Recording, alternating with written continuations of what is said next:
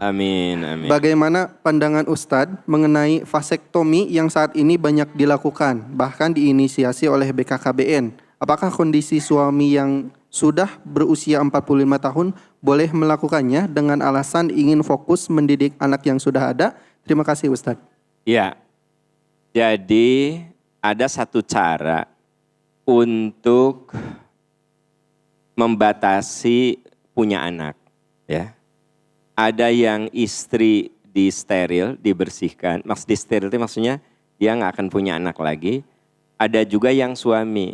Nah kalau suami istilahnya vasektomi. Kalau perempuan namanya apa? Perempuan tubektomi.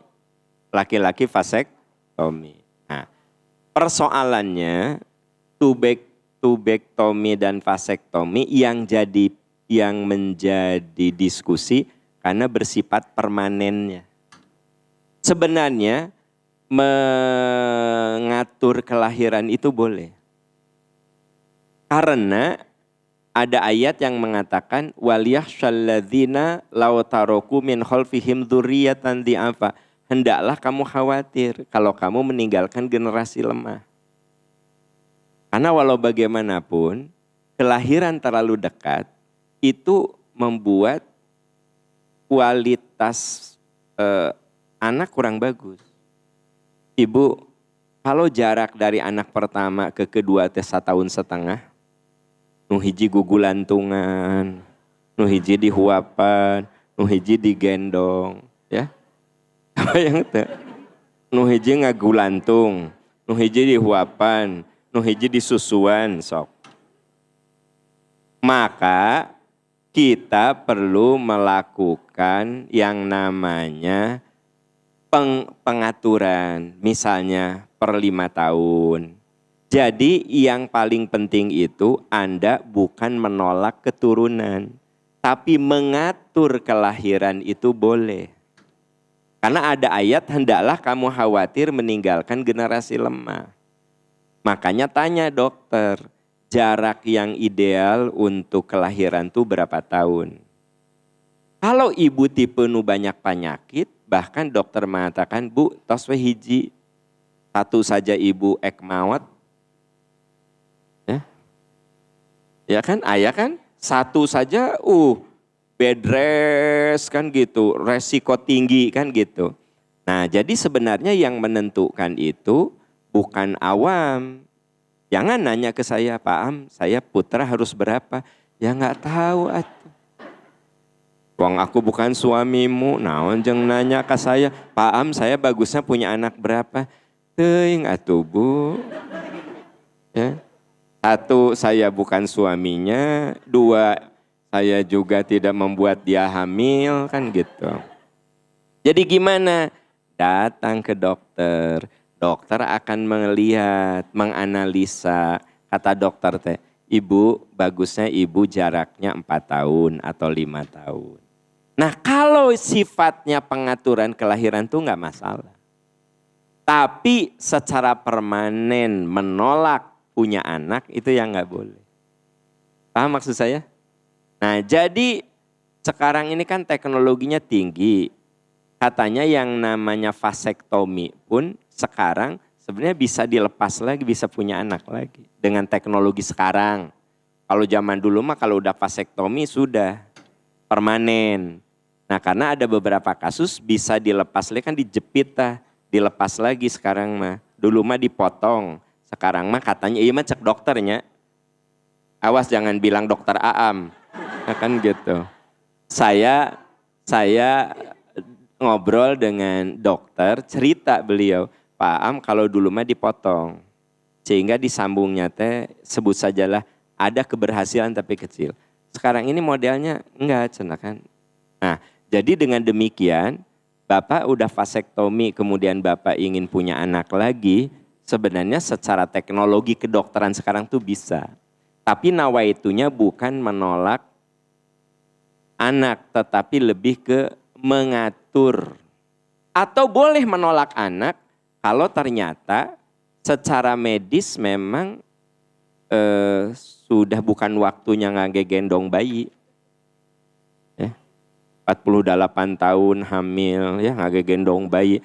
Saya cocok atuh da. Nah, mantak ya kan? Iya maksudnya secara fisik kan ngagegendong bayi umur 48 tahun. Hamil, ngasih ASI 48 tahun. Asa ya secara fisik juga gitu loh maksud saya. Jadi akhirnya ada yang permanen itu karena pertimbangan medis. Bagi adik-adikku tercinta yang masih muda-muda, niatnya bukan permanen tetapi namanya memanage. Karena tetap Pak Bu maaf ya, katanya banyak anak itu Nabi bangga. Ya kalau anak-anakmu sukses dan soleh.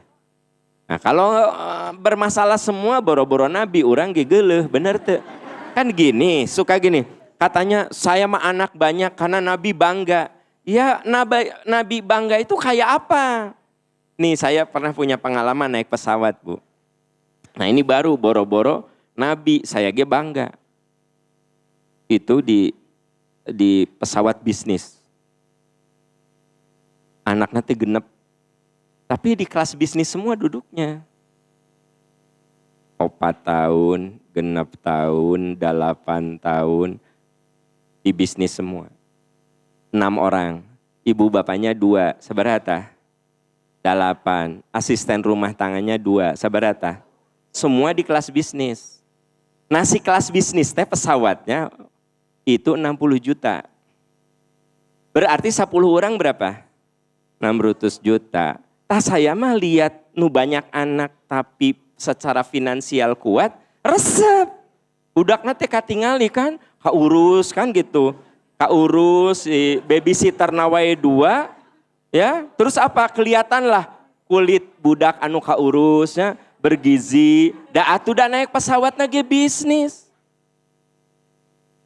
Nah, jadi punya anak banyak teh, maaf ya, nggak bisa lepas dari kemampuan finansial.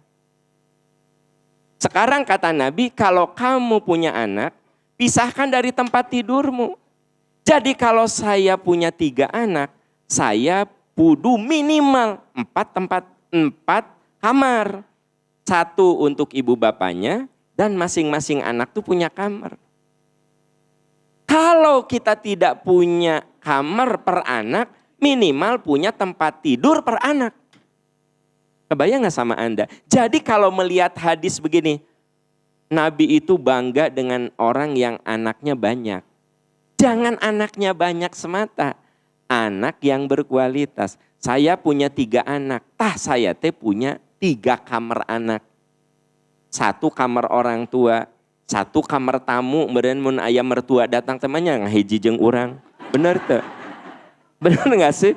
Nah, berarti kan gini, kalau saya punya 3 anak, 3 kamar. Untuk saya 1, untuk kamar tamu 1 kalau ada kakeknya, neneknya, anak-anak kan gitu. Atau uak bibinya, kan bener ada 1 kamar. Terus 1 kamar lagi kamar pembantu. Ya, banyak pembantu jeung saya atau kumaha ari kamu. Kasihan istri saya nanti. Nah jadi dengar, bapak dengar.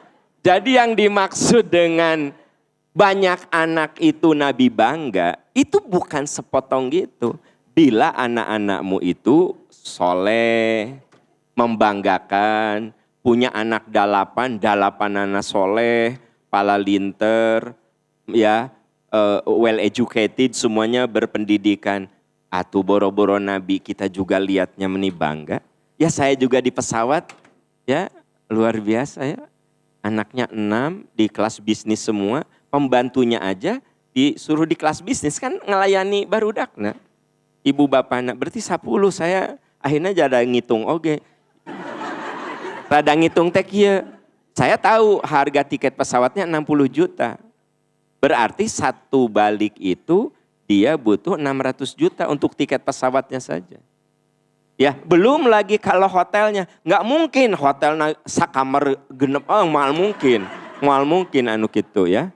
Pasti 1 kamar berdua gitu. Dan saya yakin dia nggak mungkin pakai hotel abal-abal. Yang gitu sok banyak anak. Jadi kalau Anda pengen punya anak yang banyak, tanya dulu. kemampuan suami saya itu anaknya berapa. Mun kemampuan anak hiji tong mikir 8. Gitu, paham ya? Nah, mungkin tak semua orang sependapat dengan saya, tapi maksud saya melihat dalam sisi itu gitu loh ya. Kembali ke yang tadi, jadi kalau sifatnya itu berniat untuk mengatur, setahu saya kalau pemerintah itu kan niatnya mengatur supaya anak-anak itu berkualitas. Selama niatnya seperti itu, nggak masalah.